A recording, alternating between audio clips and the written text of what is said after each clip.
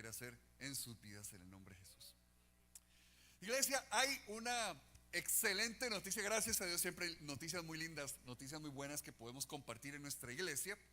Y la del día de hoy está pasando a muchos kilómetros de distancia en la región de Talamanca. Hace unas semanas les contamos, les lanzamos el reto de poder empezar a construir un templo allá para la iglesia indígena en la región de Córbita, y el día de ayer inició la construcción. Démosle un aplauso al Señor. Los materiales, ahí ve, todo el cemento y todo se pasa saco por saco, se sube en la panga, se baja del otro lado, se transporta en camión del otro lado del río y se lleva allá. Y ayer ya se inició con los primeros preparativos para los cimientos y para todo lo que va a ser la primera etapa de este templo. Porque somos una iglesia que cree que el nombre de Jesús tiene que ser proclamado en todo tiempo, en todo momento, a toda persona. Y por eso es una gran bendición poder sembrar como iglesia en la obra misionera en nuestras iglesias hermanas allá en la iglesia, en la región de Talamanca. Así que muchas gracias a todos por siempre su apoyo, sus ofrendas, sus oraciones, por su trabajo en la iglesia, por el reino de Dios. Iglesia, Dios les bendiga muchísimo y multiplique muchísimo, porque estamos sembrando en la mejor tierra, estamos sembrando en el reino de Dios. Así que sabemos que ese va a ser un lugar que va a producir muchísimo fruto para el reino de Dios en el nombre de Jesús. Hoy vamos a cerrar nuestra serie, la llamamos Digno, esta serie que iniciamos hace unas semanas, y hoy la quisiera cerrar con algo que les debía desde el primer día. El primer día les comenté que quería tocar con ustedes algunas alertas, alarmas, unos red flags de una mala escatología. Se los hice más corto porque es más fácil así acordarse de ellos, así que les saqué 4 que encierran lo que estaba meditando en mi corazón. ¿Y por qué es tan importante esto? Porque la iglesia, la fe de la iglesia cristiana es escatológica. Escatología tiene que ver con los tiempos finales, ¿verdad? Y con el fin de todas las cosas. Y la fe cristiana es eminentemente escatológica. No podemos entender la fe cristiana sin la promesa de que Cristo regresará por su iglesia. Amén. Por eso, si usted quita eso de la ecuación, hermano, está en problemas. No va a entender lo que predicamos en la iglesia, no va a entender la fe cristiana. Y por eso es tan importante prestarle atención a cuando esa fe está mal fundamentada. Y por eso quisiera darle 4 red flags de una mala escatología. 4 cosas que deberían alarmarnos cuando nos las encontramos en la escatología de nuestra vida, en nuestra esperanza acerca de los tiempos finales, o cuando escuchamos a otra persona estar enseñando acerca de ello. El primer red flag que le quiero dejar el día de hoy es cuando no revela a Jesucristo. Un increíble problema que nos encontramos con la enseñanza de los últimos tiempos en varios lugares y a través de algunas personas es que no es la revelación de Jesucristo. Es que usan la escatología para convertirse en la revelación del enemigo. Y están más preocupados en la revelación de Satanás, de la bestia, del falso profeta, que en la revelación de Jesucristo. Invierten más tiempo, invierten más atención a la revelación de lo que el enemigo quiere hacer que a la revelación de quién es Cristo y de lo que Jesús está haciendo. Y el primer versículo, Apocalipsis 1, versículo 1, dice: esta es la revelación de Jesucristo. ¿De qué se trata cuando hablamos de nuestra esperanza? No se trata de la destrucción del mundo, no se trata de que la bestia es aquí y allá, no se trata de que el falso profeta aquí y allá. Se trata de Cristo siendo revelado a la humanidad. Cristo vuelve por nosotros. Amén. Así que esa es la marca que tiene que estar gobernando siempre que hablamos de esta esperanza. Porque cuando lo usamos como la revelación del enemigo, lo que hacemos es crear ansiedad, crear miedo. Lo que hacemos es empezar a buscar el morbo.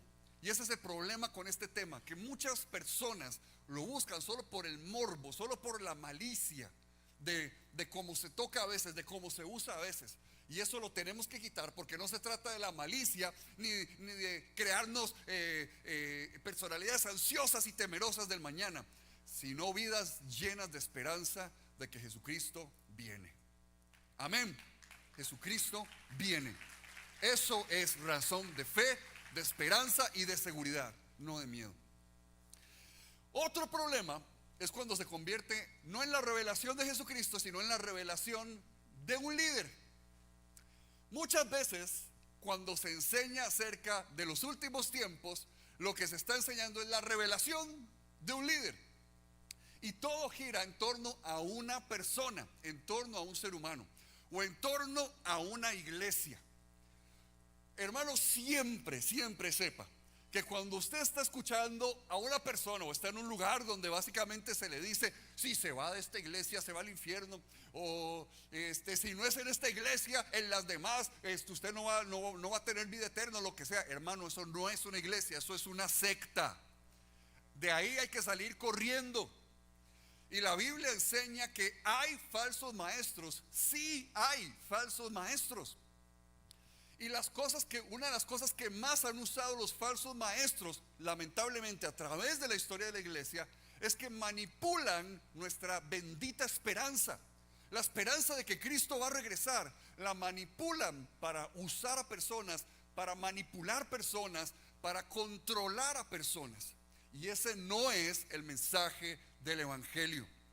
Cuando una persona se pone como en el centro, y como que si nuestra relación con Dios dependiera de la revelación que tiene esa persona, salga corriendo de ahí, porque ese es un falso maestro. Solo hay uno entre Dios y los hombres, Jesucristo, que vino a darnos salvación y vida eterna. Y la revelación es la palabra de Dios. A la palabra de Dios es a donde corremos para ser guiados y para tener certeza de qué va a pasar en nuestro futuro. Amén. Por eso, cuando es la revelación de un líder, salga corriendo de ahí. Segundo red flag que le quiero dejar el día de hoy: la insensibilidad en lugar de la misericordia. Yo les comenté cuando iniciamos este estudio que una de las cosas que más me preocupa cuando se habla de estos temas es cómo muchos cristianos se han vuelto insensibles al dolor de otro ser humano. Cómo se usa la esperanza de que Cristo va a regresar para provocar insensibilidad cuando alguien sufre violencia, cuando otro ser humano está en dolor. Y eso me preocupa tanto, porque significa que no hemos entendido el evangelio. Porque la esperanza de que Cristo viene nunca va a estar en contra de lo que enseñan los evangelios. Los evangelios nos mostró a un Jesús que se preocupa por el dolor humano, un Jesús que se duele por el dolor humano, un Jesús que murió para la salvación de toda la humanidad. Amén. Y esto entonces, por eso es tan preocupante, cuando nosotros entonces nos volvemos insensibles al dolor que alguien está viviendo. Y especialmente cuando demonizamos a personas por su nacionalidad, por el lugar donde han nacido. Hermano, se está enseñando mal la esperanza cristiana cuando se usa para demonizar a una persona solo por ser árabe. Cuando se usa para hacer ver como si fuera el malo de la película a una persona que simplemente porque nació en una nación musulmana, entonces ya lo vemos como los malos y como los que se merecen que les vaya mal y que les hagan daño. Hermano, eso no es el evangelio de Jesús, y esa no es la esperanza que nosotros predicamos. Los cristianos no celebramos el dolor de otro ser humano. Los cristianos no nos alegramos ante el dolor de otro ser humano. Apocalipsis nos enseña, Apocalipsis 5:9 dice: fuiste sacrificado y con tu sangre compraste para Dios gente de toda tribu, lengua, pueblo y nación. Gente de toda tribu, lengua y nación. Hermanos, La Biblia nos enseña que toda nación merece la salvación de Jesús. Amén. Toda nación, toda persona, la sangre de Jesús se derramó para todas las personas. No se derramó solo para algunas. No se derramó solo para los que nacieron en cierto lado del mapa. No se derramó solo para algunas donde se iban a convertir en naciones predominantemente cristianas. Se derramó para todo ser humano. Y todo ser humano merece el mensaje del evangelio y por lo tanto el amor y la compasión de la iglesia de Dios. Amén. Así que si hay insensibilidad y no misericordia, eso no está sano. Tercero, la irresponsabilidad. Muchas veces se usa el mensaje de que Cristo viene para convertirnos en personas irresponsables. Y muchas veces nos aprovechamos de ese mensaje para convertirnos en personas irresponsables. ¿Y a qué me estoy refiriendo con eso? A que a veces la gente con la excusa de, ay, ya Cristo viene, entonces dejamos de ser mayordomos de lo que Dios ha puesto en nuestras manos. Dejamos de ser mayordomos de nuestra economía o de nuestra salud. Y decimos, bueno, ya Cristo viene, en el nombre de Jesús me como estos chicharrones envueltos en huevo, bañados en salsa de manteca, gloria a Dios. Hermano, esta noche duerma solo mejor por aquello.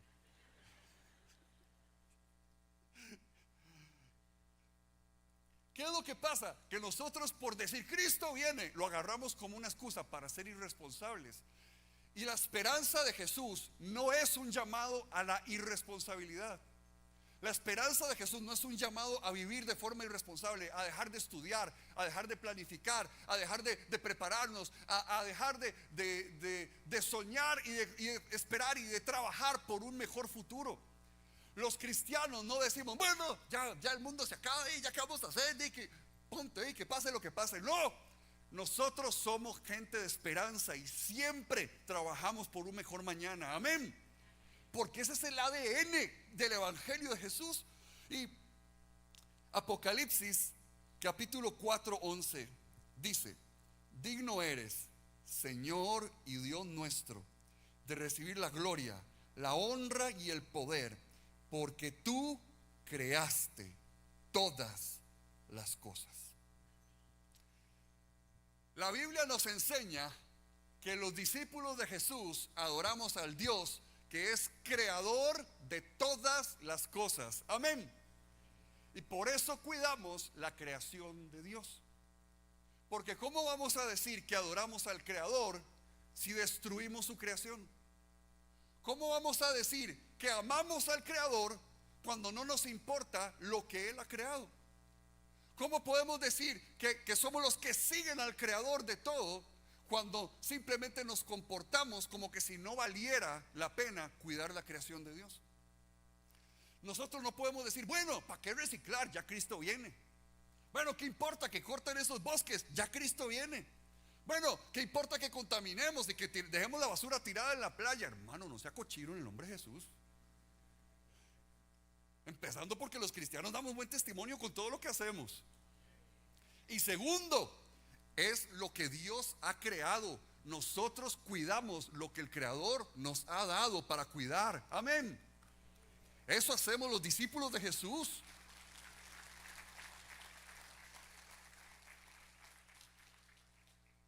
Y Apocalipsis 11:18 dice: ha llegado tu ira, el momento de exterminar a los que destruyen la tierra.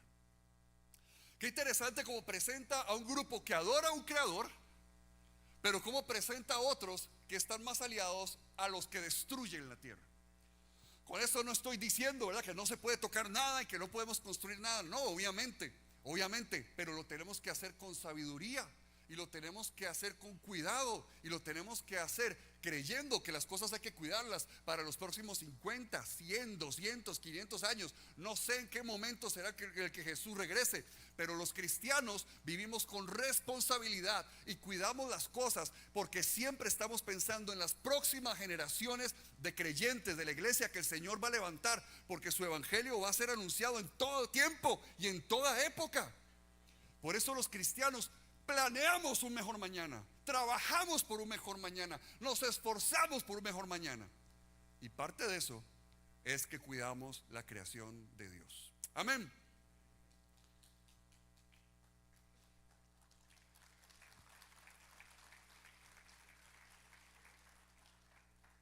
Y el cuarto red flag, la cuarta alarma, es cuando se deforma la misión de la iglesia. Este es donde quiero enfocarme y profundizar el día de hoy. Cuando la iglesia de Jesús deja de vivir una misión que refleja el Nuevo Testamento, eso es un problema. Eso es un problema muy profundo. Porque muchas veces lo que nosotros creemos que va a pasar en el futuro puede impactar la forma en la que predicamos a Jesús, en la que mostramos el reino de Dios, en las que anunciamos a otros que Jesús está ahí para la salvación de la humanidad. Y es que nos vamos a alguno de dos extremos a veces. Un extremo es la pasividad, porque entonces hay gente que llega a conclusiones y que dice, bueno, pero de por sí ya Dios escogió a unos, y los que Dios escogió son los que se salvan, y los otros que van a ver qué se hacen. Y entonces viven una misión pasiva. ¿Por qué? Por sí ya el Señor escogió a unos y los otros sí, si el Señor nos escogió, qué salados. O porque decimos, bueno, de todas maneras todos terminamos en el mismo lugar, y si todos vamos a terminar en el mismo lugar, entonces ahí le tocará a cada uno y punto. O bueno, es una decisión personal, cada persona va a ver qué hace con su vida, y lo que hacemos es vivir una misión pasiva. Lo que hacemos es que no predicamos el evangelio, no le hablamos a otros de Jesús, no testificamos de Jesús, porque nuestra mala escatología ha deformado cómo vivimos para Dios. El otro extremo es una misión hiperactiva. Podrá haber un mejor título, porque eso me lo inventé yo, pero básicamente lo que le quiero explicar con esto, con lo que quiero tratar de decirle, es que creo que hay una misión hiperactiva cuando predicamos a Jesús porque nos sentimos culpables y ansiosos. Predicamos a Jesús porque si no el pastor se enoja. Salimos a predicar porque si no, si alguien se va al infierno y yo no le hablé de Cristo, y después ¿qué me va a decir Jesús? ¿Y qué voy a hacer yo? Ay, qué vergüenza, qué pena con el Señor. Y lo que hacemos es sentirnos culpables, y predicamos no por amor al prójimo y por amor al sacrificio de Jesús. Predicamos porque nos sentimos culpables o porque nos sentimos ansiosos. Uy, y si no digo nada y viene y lo atropella el bus, y después le pasa encima la ambulancia y no sé qué, ¿verdad? Porque entonces nos sentimos ansiosos o nos sentimos culpables y temerosos, y lo que hacemos es predicar y predicar y predicar, pero algo que nace de la ansiedad, no de la fe. Algo que nace de la culpabilidad, no de la fe. Ahora, podríamos decir, ¿qué hay que hacer para vivir la misión de forma sana? El equilibrio. El equilibrio suena como muy bien, porque uno dice, claro, no hay que irse para un extremo y no hay que irse para el otro. Y hermano, la verdad es que en casi todas las cosas, yo a usted probablemente le diría que la respuesta sí está en el equilibrio. En muchas cosas acerca de la fe yo le diría, hermano, existe esta idea y existe esta otra. Usualmente lo mejor es como apuntar a la mitad, ¿verdad? Y porque ambas tienen algo de realidad, algo de verdad. El problema con vivir en el equilibrio es que esa no es la iglesia de Apocalipsis. Porque en Apocalipsis nos encontramos con una figura muy interesante: los mártires. Los mártires son el ejemplo de cómo debe vivir la iglesia. Y los mártires que presenta Apocalipsis no vivían en el equilibrio, porque el equilibrio nunca produce mártires. El equilibrio no produce mártires. Y si queremos ser una iglesia equilibrada en la misión de Dios, no vamos a ser una iglesia bíblica. No vamos a ser una iglesia que la palabra de Dios enseña que tenemos que ser. Porque para ser un mártir, es cierto, no hay que llegar al extremo de sentirse que la salvación de todo el mundo depende de mí y de que si yo digo o no digo algo. Pero hermano, para llegar al punto de poder producir mártires, significa que la misión es profundamente sacrificial. Amén. El vivir para Dios y el predicar el mensaje de Jesús se tiene que hacer de una forma profundamente sacrificial. cuando no estamos viviendo así, deberíamos revisarnos. Por eso es que existe Apocalipsis, porque Apocalipsis es un libro de discipulado sobre todas las cosas. Nos está enseñando cómo ser la iglesia que el mundo necesita. Y es que precisamente vamos a Hechos capítulo 2. Y usted conoce ese pasaje. Cuando desciende el Espíritu Santo, empiezan a hablar en otras lenguas y la gente dice: ¿qué es esto? ¿Qué significa? Y la respuesta está en la predicación de Pedro. Hechos 2, 17 al 21. Y sucederá que en los últimos días, diga conmigo, en los últimos días. La palabra últimos es la palabra escatón, de donde viene escatología.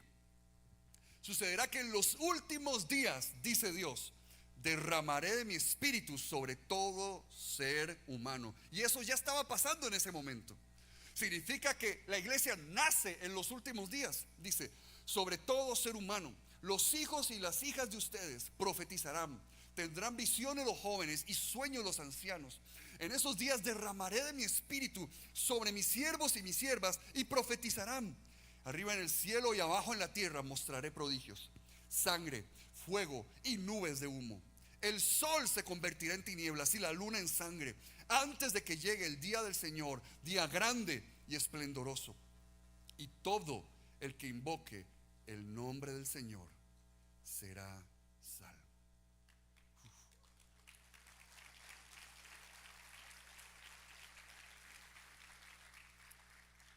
¿Saben? No podemos entender ni la iglesia ni el Nuevo Testamento sin la escatología, sin la esperanza final de todas las cosas. No podemos entender la fe que vivimos y que predicamos sin la esperanza de lo que Cristo vino a hacer. Porque en el capítulo 1, Jesús viene con los discípulos, en Hechos capítulo 1. Jesús viene con sus discípulos, sube a un monte y Jesús empieza a ascender a los cielos. Jesús asciende a los cielos y dice que los discípulos se quedaron viendo así. Se quedaron así como: uy, mira, ¿irá a bajar otra vez? No, ¿verdad? No, como que no volvió, como que se fue. Y se quedan viendo para el cielo y se presentan dos hombres vestidos de blanco. Y estos hombres vestidos de blanco les dicen: hey, ¿qué hacen mirando al cielo? Este mismo Jesús que ha sido llevado a los cielos vendrá otra vez de la misma manera que lo han visto irse. Hechos empieza diciendo: Jesús regresará. Amén. Y esa es la base de lo que hace que nazca la iglesia de Jesús. La iglesia de Jesús nace en medio de la esperanza de un Cristo que volverá y que en los últimos días el Espíritu Santo sería derramado para que el mensaje de Jesús sea predicado a toda nación. Amén. Por eso no entendemos el Nuevo Testamento, no entendemos Hechos y lo que está viviendo la iglesia, y el que la iglesia estuvieran dispuestos a convertirse en mártires, sí, porque no entendemos lo valioso del mensaje de decir: Cristo viene, Cristo volverá. Pero eso era parte de todo lo vivir de la iglesia. Significa que la iglesia nace en los últimos días y para los últimos días. Amén. La iglesia nace en los últimos días y para los últimos días. Iglesia, nosotros estamos aquí reunidos y existimos como iglesia de Jesús porque estamos preparando el mundo, estamos acompañando al mundo, enfrentando al mundo en sus últimos días, porque Cristo regresará. Y así es como nace la iglesia. Y cuando la iglesia empieza a pasar tiempo, ¿verdad? Y empieza a pasar años y Cristo todavía no ha regresado, se empiezan a crear vicios en la iglesia. Y eso es parte de la razón por la que existe Apocalipsis. Se escribe Apocalipsis a las 7 iglesias para decirnos a todos, en todo tiempo y en todo momento, cómo debe vivir la iglesia en estos últimos días. Y lo puede leer en su casa, pero Apocalipsis 18 y 19 hablan de una imagen muy importante. Esta imagen es Babilonia. Babilonia es ese sistema del mundo que seduce, que intoxica, que emborracha el alma humana para vivir egocéntricamente. Babilonia es ese sistema del mundo que adormece a las personas, que mata la fe, que mata el amor al prójimo, y que simplemente vivimos para nuestros problemas y nuestras necesidades y para saciar lo que nosotros necesitamos. Porque eso es lo que hace la bestia, eso es lo que hace Babilonia. Lo que busca es adormecer el espíritu humano para que entonces vivamos para nosotros mismos. Y entonces solo vivimos buscando formas de cómo puedo vivir mejor, cómo puedo llenar mis necesidades y cómo puedo entonces crecer yo y simplemente desarrollarme yo. Y eso no es malo. De hecho, el contraste, lo contrario a Babilonia es la Nueva Jerusalén. Y en la Nueva Jerusalén vemos la plenitud humana, porque a Dios sí le importa hacer a personas plenas, amén. Porque Dios sí quiere la plenitud humana. Pero Babilonia la ofrece viviendo egocéntricamente, viviendo solo para mí. Y entonces en Babilonia se abusa, en Babilonia se oprime, en Babilonia se destruye al prójimo y no se hace nada por el otro. En Babilonia es pasar unos encima de otros. En Babilonia es me preocupo por mí, por los míos, y los demás que voy a ver qué les pasa y voy a ver cómo hacen. Qué triste que Babilonia se parece mucho al mundo que vivimos hoy en día, ¿verdad que sí? Qué triste que eso se ve muchísimo, es como un reflejo del mundo donde vivimos hoy en día, donde se nos predica cada vez que abrimos el celular, ¿verdad? Que cómo cómo buscar superarte y ser mejor vos y taca, taca, taca, taca, y deje a los demás y quite a la gente que le estorbe, que no sé qué cuánto, que suena bien en la superficie, pero en lo profundo tenemos que entender si lo que estamos escuchando es la voz de Babilonia, que nos dice que vivamos para nosotros mismos. Porque el mensaje que se le da a la iglesia con respecto a Babilonia está en Apocalipsis 18:4, y se le dice: salgan de ella, pueblo mío. Salgan de ella, pueblo mío. Salgan de ella, pueblo mío. Estas iglesias a las que se les escribió Apocalipsis no hicieron maletas y se fueron literalmente de Éfeso y de la Odisea y de cada uno de los lugares donde ellos estaban. No dijeron, bueno, dijeron que saliéramos y vámonos, alados ellos.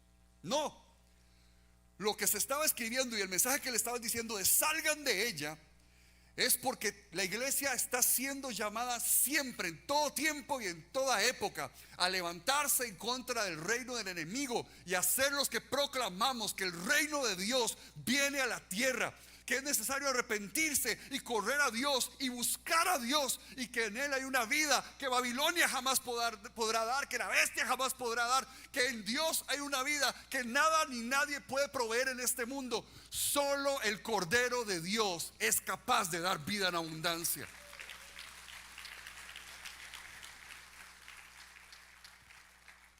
Y por eso se le dice a la iglesia: salgan de ella, hermanos. Salgamos de Babilonia en el nombre de Jesús.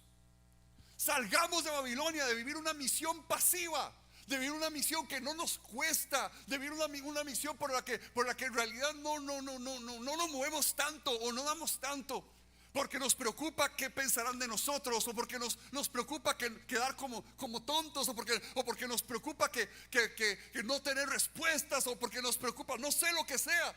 O porque yo tengo mis propios problemas. Yo tengo demasiados problemas, pastor, y vine hoy para que me resuelvan mis problemas. Y no me resuelven mis problemas, me busco una iglesia que sí me los resuelva.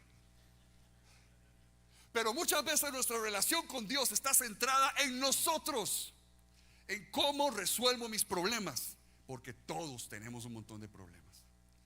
Todos necesitamos que alguien sea sano en la casa.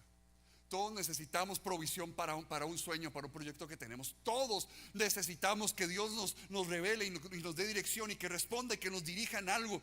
Todos necesitamos un milagro de parte del Señor. Pero le voy a decir algo: eso ha pasado en la iglesia siempre, siempre.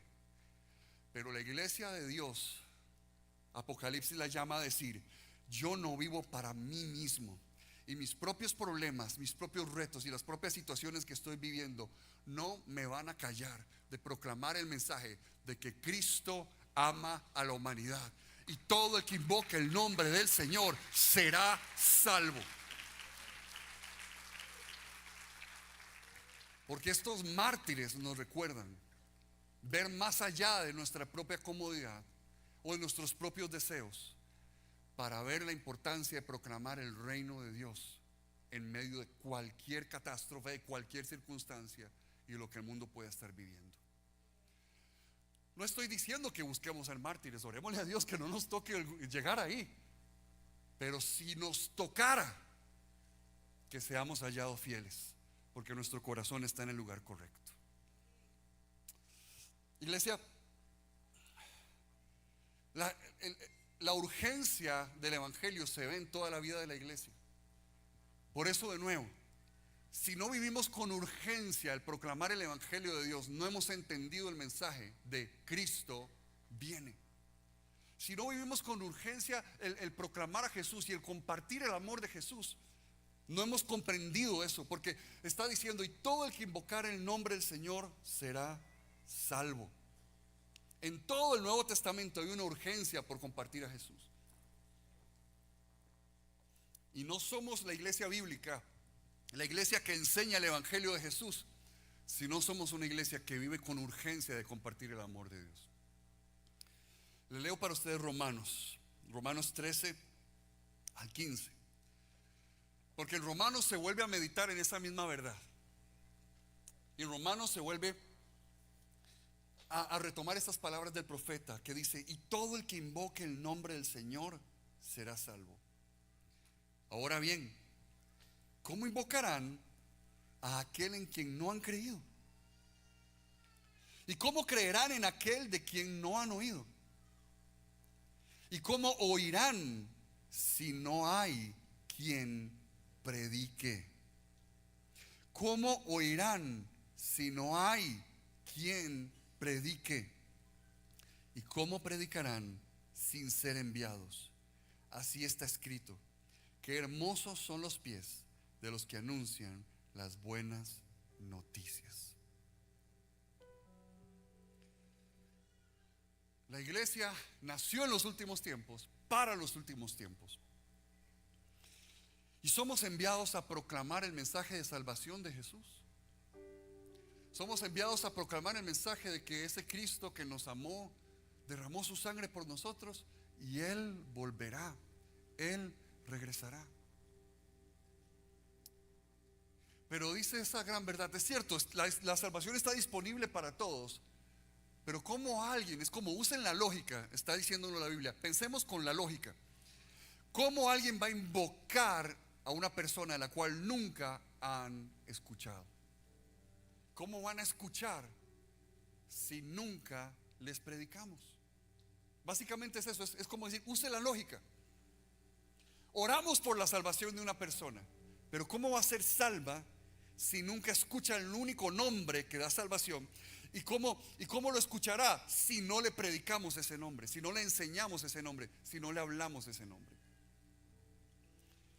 Una de las cosas que más nos da miedo a veces es compartir el amor de Jesús. Es raro, ¿verdad? Es raro cómo lo que nos transformó la vida se convierte en algo que nos da miedo compartir. Ahí uno se da cuenta de lo marcado por la bestia, ¿verdad? Que el mundo nos quiere hacer sentir, que nos quiere hacer sentir cohibidos de aquello que transformó nuestro corazón y nuestra vida para siempre. Y entonces en el mundo entonces nos callamos, no decimos, no compartimos con la gente importante para nosotros. Y le voy a decir algo: a veces nos da miedo porque no tenemos todas las respuestas. Pero vea, a mí me encanta leer, yo leo un montón. Y yo he estudiado, y hay preguntas que la gente me hace que yo no sé cómo responderles. Porque resulta que Jesús no me llamó a tener respuestas, me llamó a anunciar la respuesta, que es Jesús. Fui llamado a anunciar a Jesús y lo que Él ha hecho en mi vida. No a tener todas las respuestas de todo lo que pueda haber en la humanidad. Fui llamado a anunciar a un Jesús que me salvó y que mi esperanza está puesta en Él de aquí a la eternidad. un Jesús que transformó mi historia. Eso es lo que he sido llamado a anunciar. Amén. Y aún así hay una forma más fácil. Hay una forma todavía más sencilla de compartir el mensaje de Jesús. Y es decirle a alguien: vení conmigo a la iglesia. La forma más sencilla en la que podemos compartir con alguien el mensaje de salvación de Jesús es decirle: ¿por qué no venís conmigo a la iglesia? ¿Por qué no me acompañas a la iglesia? Porque de nuevo, hermanos, si hemos estado cayendo en la pasividad, en la forma en la que compartimos a Jesús, Apocalipsis nos llama a arrepentirnos y a entender que esa esperanza de la humanidad necesita ser anunciada por la iglesia de Jesús. Porque para eso existimos, para anunciar a Cristo. Para eso existimos, para anunciar a Cristo.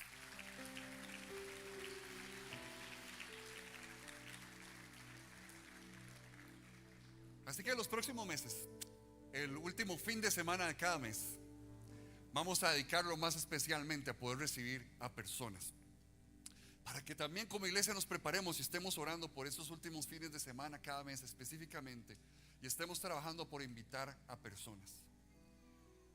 Porque ¿cómo vendrán si nadie los invita? ¿Cómo vendrán si nadie los invita? Iglesia, de nuevo, oramos por ustedes y por la necesidad de cada uno y por los milagros que yo sé que necesita cada uno. Estamos orando por ustedes, siempre lo estamos haciendo. Y al final de los servicios, si usted quiere, puede pasar y los pastores pueden orar por usted, no hay ningún problema. Pero la Biblia nos enseña a admirar a aquellos que vieron más allá de su propia necesidad para ver la necesidad de otros y para preocuparse por la necesidad de alguien más. Porque amar al prójimo y no compartirle el mensaje de Cristo, eso no es amor. No podemos decir que amamos al prójimo si no le compartimos el mensaje de salvación de Jesús. Porque una de las grandes señales de amar a nuestro prójimo es compartirle que hay un Jesús que murió para su salvación, para su vida eterna. Somos una iglesia que ama con todo, y por eso somos una iglesia que no se puede callar, que Jesús es la salvación de la humanidad. Amén. Pongámonos de pie.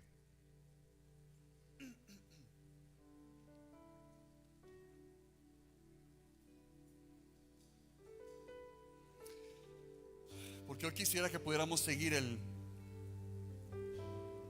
ejemplo que nos pone la Biblia de estas personas increíbles.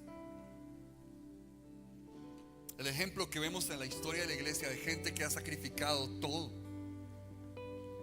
por dar a conocer a Jesús. Y que podamos decir: ¿cómo no lo voy a hacer yo? ¿Cómo no voy a poder invitar a alguien? Cuando la verdad es que hay gente que lo ha entregado todo literalmente por proclamar a Jesús. Espíritu precioso de Dios, nos rendimos a ti, nos entregamos a ti, porque tú, Señor, diste a luz, hiciste nacer a esa iglesia de Cristo para proclamar el evangelio de salvación en un tiempo como este. Porque en los últimos días tu Espíritu es derramado para llenar vidas, llenar corazones. Yo sé que hay un poder del Espíritu Santo viniendo sobre cada persona en esta iglesia, porque son gente llena del Espíritu de Dios. Porque el Espíritu Santo precioso sopla sobre nosotros, porque nos rendimos, nos entregamos al poder del Espíritu de Dios, diciéndote: aquí está nuestra vida. Queremos ser instrumentos para ti, Señor. Queremos ser gente dispuesta para ti. Queremos ser gente, Señor, que esté ahí, Señor, para poder bendecirte, para poder mostrarnos a ti, Señor, para poder proclamar tu salvación a la humanidad. Y hoy, Señor, yo te doy gracias porque yo sé que hay nombres de personas que están viniendo sobre corazones, sobre mentes. Porque Señor, yo sé que hoy tú pones como una carga en el corazón por las necesidades de otros. por matrimonios que vemos que se están rompiendo, por vidas que vemos que están siendo atadas por el pecado, por vidas que vemos que están siendo engañadas por mentiras, por vidas que hemos entendido, Señor, que les urge una respuesta que solo tú puedes dar. Por gente que amamos, Señor, y que vemos que están buscando como a ciegas en el mundo sin encontrar lo único que les puede saciar, que eres tú, Jesús. Por personas que tal vez no conocemos, pero que tu Espíritu Santo despierta en nosotros una incomodidad de contarles lo que Cristo ha hecho en nosotros, o decirles simplemente: ¿puedo orar por vos? ¿O por qué no me acompañas a mi iglesia? Señor, hoy nos ponemos dispuestos para ti. No nos permitas, Señor, vivir en la pasividad o el equilibrio que el enemigo estaría feliz que viviéramos. No nos permita, Señor, engañarnos pensando, oh Dios, que todo está bien porque nos congregamos y punto. Dios, permítenos ser la iglesia que este mundo necesita en este momento. Señor, permítenos ser la iglesia que Costa Rica necesita en este momento. Permítenos ser la iglesia que nuestros vecinos necesitan en este momento. Permítenos ser la iglesia, Señor, que nuestros amigos y compañeros necesitan en este momento. Oh Dios, nos entregamos a ti, orando por la salvación, Señor, porque en el nombre de Jesús vamos a proclamar tu evangelio. Porque no podemos simplemente orar que personas sean salvas si no les predicamos el evangelio de Jesús. Señor, guíanos, enséñanos y muéstranos cómo hacerlo. Señor, revela nuestros corazones, danos estrategias. Señor, permite conversaciones. Señor, permítenos, Señor, mostrar eso que tú has hecho en nosotros. Jesús, no somos perfectos, pero nuestra imperfección la rendimos a ti para ser reflejo del amor de Cristo Jesús. Hoy oramos en contra de lo que el enemigo ha querido hacer. Hoy oramos en contra, Señor, de ataduras que el enemigo ha querido traer. Y nos despertamos de todo adormecimiento donde el enemigo ha querido meternos. Nos despertamos, Señor, de la seducción, Señor, y del engaño y de ese emborrachamiento, Señor, de Babilonia. En el nombre de Jesús, por tu Espíritu salimos de ahí para proclamar a un Cristo que hace todas las cosas nuevas. Para proclamar a un Cristo que hace todas las cosas nuevas. Para proclamar a un Cristo que hace todas las cosas nuevas. Jesús, úsanos. Usa mis palabras, usa mi vida. Señor, usa mi corazón. Señor, dirige todo mi ser para proclamar la salvación que solo tú puedes dar, oh Jesús. No la puedes esconder, no te puedes callar ante la necesidad. Enciende una luz en la oscuridad. Gracias, Señor, por tu presencia. Gracias por hacernos ese llamado a hablar a otros de ti, Jesús. Hoy respondemos a ese llamado como iglesia, Dios, e iremos y mostraremos tu amor y lo que haces en nuestras vidas todos los días. Con este mismo sentir nos vamos a presentar y a responderle a Dios también a través de nuestros diezmos y nuestras ofrendas. Ahí donde están pueden irlas preparando y pueden hacerlo a través de las cuentas bancarias, del Simpe móvil o a través de los sobres que están detrás de los asientos.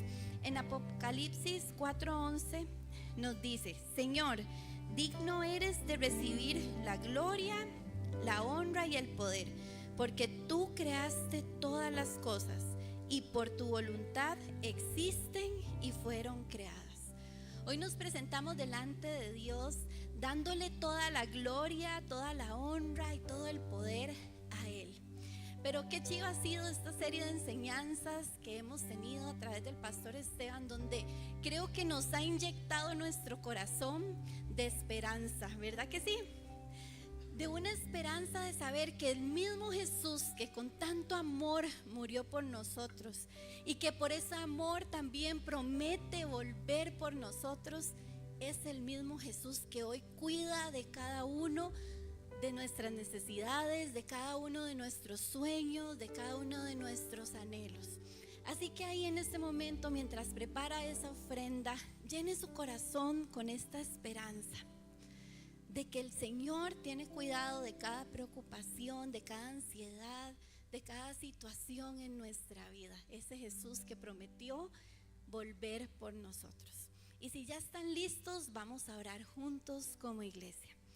Señor Jesús, te damos gracias, Dios, primeramente por tu presencia en este lugar.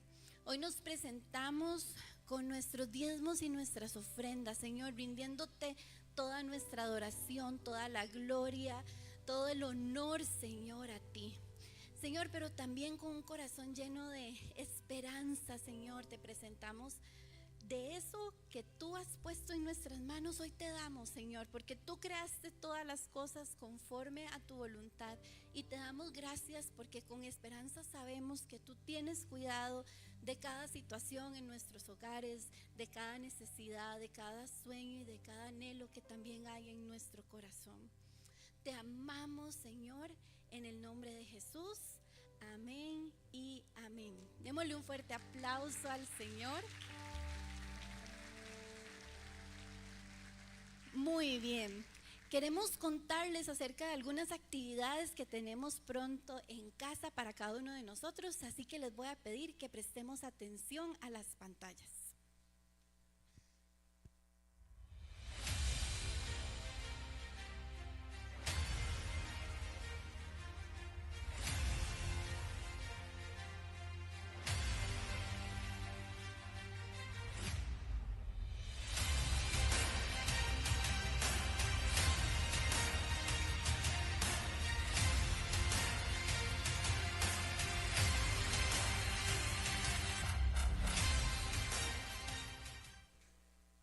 Se viene el desafío de valientes. Si a usted le gusta la montaña y ser desafiado, ir a encontrarse con Dios en esa montaña, el desafío de valientes es para usted. Así que frente al templo hay un stand donde puede recibir información y donde también puede inscribirse para asistir. También este fin de semana, iglesia, estamos de fiesta porque estamos celebrando el 13 aniversario del Centro Infantil Sueños de Colores. Entonces demos un gran aplauso porque son 13 años donde hemos visto la mano de Dios en la vida de más de 30 niños y sus familias. Estos niños provienen de familias que viven en vulnerabilidad social y hemos visto milagros y testimonios hermosísimos. Así que qué chiva ser parte de una iglesia que ama con todo y que ama con todo de esta forma. Si a alguno de ustedes les gustaría ser parte del voluntariado o de los patrocinadores mensuales, en el vestíbulo también tenemos 2 stands donde podemos brindarles información e incluso inscribirlos. También, si gustan, sacan su cámara de teléfono y le toman una foto para que no se vayan a perder de ninguna de estas fechas. Este próximo 16 de abril tenemos las columnas de oración a las 7 de la noche en el aposento. También está la inscripción abierta para Caminando Juntos, que es el proceso donde acompañamos a personas que están atravesando un duelo. Así que están invitados también a que se puedan inscribir. Nova Twins es este próximo 19 de abril para todos los chicos de 10 a 13 años a las 11 de la mañana en el multibús. Las mujeres del centro, a ver, ¿dónde están todas las mujeres y las chicas del centro que se peguen un gritillo? No, fue como, otra vez. ¿Dónde están las mujeres y las chicas del centro que se peguen un gritillo de esos? Mucho mejor. Este próximo 25 de abril nos vamos a reunir acá en el templo a las 10 de la mañana con un temazo, así que no se lo pierdan, están súper invitadas. Este próximo 25 de abril tenemos ancla para todos los jóvenes de 18 a 25 años a las 6 de la tarde en el aposento. Y por último, pero no menos importante, si usted tiene un talento para el canto, para tocar algún instrumento y le gustaría ser parte de esta banda tan chiva que tenemos por acá, que nos ministran tan lindo, las inscripciones están abiertas y pueden inscribirse en el centro de información o inclusive preguntar si hay algún tipo de requisito, no sé. Muy bien, queremos conocer si alguien nos visita hoy por primera vez, que pueda levantar su mano y moverla de esta manera. Nos gusta mucho darles la bienvenida. ¿Hay alguien que nos visite por primera vez? Ay, bienvenido, qué lindo tenerte acá. Deja tu mano en alto para que te reciban. ¿Alguien más